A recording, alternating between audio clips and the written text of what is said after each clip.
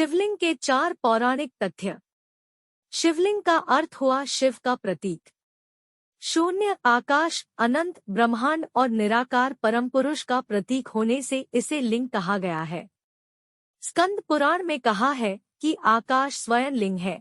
शिवलिंग वातावरण सहित घूमती धरती तथा सारे अनंत ब्रह्मांड गतिमान है। धरती का अक्ष धुरी ही लिंग है।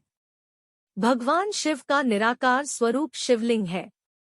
शिवलिंग की पूजा करना कब से प्रारंभ हुआ, यह बहुत ही महत्वपूर्ण प्रश्न है, क्योंकि प्रारंभ में सनातन धर्म में मूर्ति पूजा का प्रचलन था या नहीं था, यह बात इसे भी सिद्ध होती है कि भगवान शिव के इस स्वरूप की पूजा प्रचलन का क्या रहस्य है। यह जानना भी जरूरी है कि आखिर इसी रूप में क्यों पूजे जाने लगे। चलो आओ जानते हैं। शिवलिंग का एक अर्थ अनंत भी होता है, अर्थात जिसका कोई अंत नहीं है न ही शुरुआत। शिवलिंग का गलत अर्थ दरअसल भाषा के रूपांतरण और भ्रमित लोगों द्वारा पुरातन धर्म ग्रंथ को नष्ट कर दिए जाने तथा अंग्रेजों द्वारा इसकी गलत व्याख्या से उत्पन्न हुआ है। जैसा कि हम सभी जानते हैं कि एक ही शब्द के विभिन्न भाषाओं में अलग अलग अर्थ निकलते हैं, उसी प्रकार शिवलिंग के संदर्भ में लिंग शब्द का गलत अर्थ निकाला गया है। लेकिन शिवलिंग के संदर्भ में लिंग शब्द से अभिप्राय चिन्ह, निशानी, गुण, व्यवहार या प्रतीक है। धरती उसका पीठ या आधार है और सब अनंत शून्य से पैदा हो उसी में लय होने के कारण इसे लिंग कहा है तथा कई अन्य नामों से भी संबोधित किया गया है, जैसे प्रकाश स्तंभ लिंग, अग्नि स्तंभ लिंग, ऊर्जा स्तंभ लिंग, ब्रह्मांडीय स्तंभ लिंग।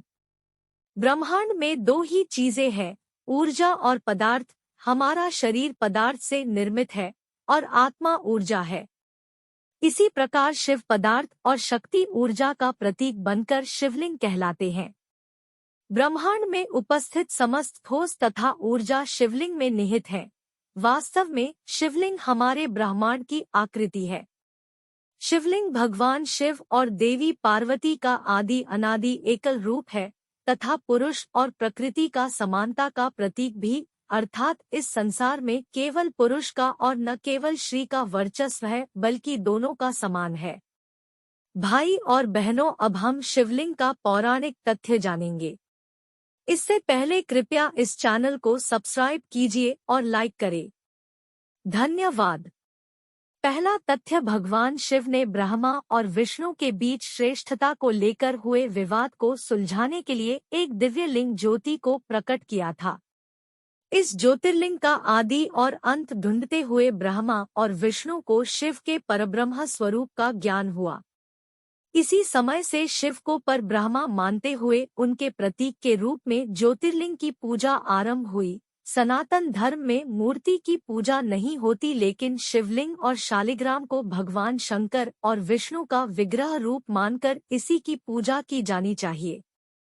दूसरा तथ्य, ऐतिहासिक प्रमाणों के अनुसार विक्रम संवत के कुछ सहस्राब्दी पूर्व संपूर्ण धरती पर उल्कापात का अधिक प्रकोप हुआ। आदिमानव को यहाँ रुद्र शिव का आविर्भाव दिखा। जहाँ जहाँ ये पिंड गिरे वहाँ वहाँ इन पवित्र पिंडों की सुरक्षा के लिए मंदिर बना दिए गए। इस तरह धरती पर हजारों शिव मंदिरों का निर्माण हो गया। उनमें से प्रमुख थे 108 ज्योतिर्लिंग, लेकिन अब केवल 12 ज्योतिर्लिंग ही बचे हैं। शिवपुराण के अनुसार उस समय आकाश से ज्योति पिंड पृथ्वी पर गिरे और उनसे थोड़ी देर के लिए प्रकाश फैल गया। इस तरह से अनेक उल्का पिंड आकाश से धरती पर गिरे थे। तीसरा तथ्य, पुरातत्व निष्कर्ष के अनुसार प्राचीन शहर मेसोपोटामिया और बेबीलोन में भी शिवलिंग की पूजा किए जाने के सबूत मिले हैं। इसके अलावा मोहनजोदड़ो और हड़प्पा की विकसित संस्कृति में भी शिवलिंग की पूजा किए जाने के पुरातात्विक अवशेष मिले हैं। सभ्यता के आरंभ में लोगों का जीवन पशुओं और प्रकृति पर निर्भर था, इसलिए वह पशुओं के संरक्षक देवता के रूप में भी पशुपति की पूजा करते थे। सैंधव सभ्यता से प्राप्त एक सील पर 3 मुंह वाले एक पुरुष को दिखाया गया है, जिसके आसपास कई पशु है।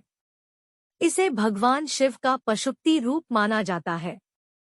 चौथा तथ्य, प्राचीन भारत ही नहीं संपूर्ण धरती पर मूर्ति पूजा का प्रचलन था।